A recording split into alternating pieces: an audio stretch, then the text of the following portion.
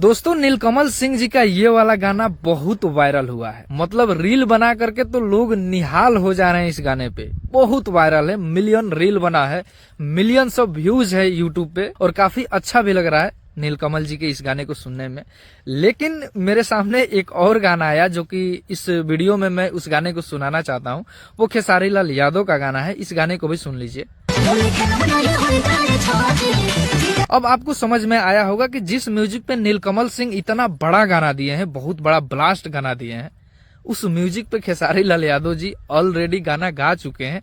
यानी कि खेसारी लाल यादव के गाए हुए म्यूजिक पे नीलकमल सिंह गाना बनाए और इतना बड़ा हिट हुआ। हालांकि इससे मुझे बहुत ज्यादा आपत्ति नहीं है। कुछ लोग आकर के मुझे ज्ञान देंगे, मुझे पता है, इसीलिए उस बात को भी मैं बता देना चाहता हूँ। एक्चुअली ये जो म्यूजिक है ये न ही खेसारी लाल यादव का है और न ही नीलकमल सिंह जी का है। ये एक हिंदी गाने का म्यूजिक है, जिस गाने का बोल था दीदी तेरा देवर दीवाना। जो बहुत ज्यादा अपने आप को स्मार्ट समझते हैं ना, उन लोगों के लिए ये बात मुझे बोलना पड़ रहा है इस वीडियो में। अब आकर के आप लोग कमेंट में अपना ज्ञान मत दीजिएगा, प्लीज समय वेस्ट मत कीजिएगा। कमेंट करने में आपको जो भी 10 सेकंड 20 सेकंड 1 मिनट समय लगेगा, उस समय को हमने बचा दिया। तो ये जो है हिंदी गाने का म्यूजिक है और इस पर सबसे पहले खेसारी लाल यादव जी गाना बनाए थे। उसके बाद उसी म्यूजिक पे नीलकमल सिंह का ये वाला गाना आया था। हालांकि इससे बहुत बड़ी आपत्ति नहीं है, बस इस वीडियो के बनाने का मकसद मुझे सिर्फ आप लोगों को बताना था कि जिस म्यूजिक पे नीलकमल सिंह जी गाना गा करके और बहुत बड़े स्टार बन रहे हैं, उनका गाना बज रहा है, रील बन रहा है,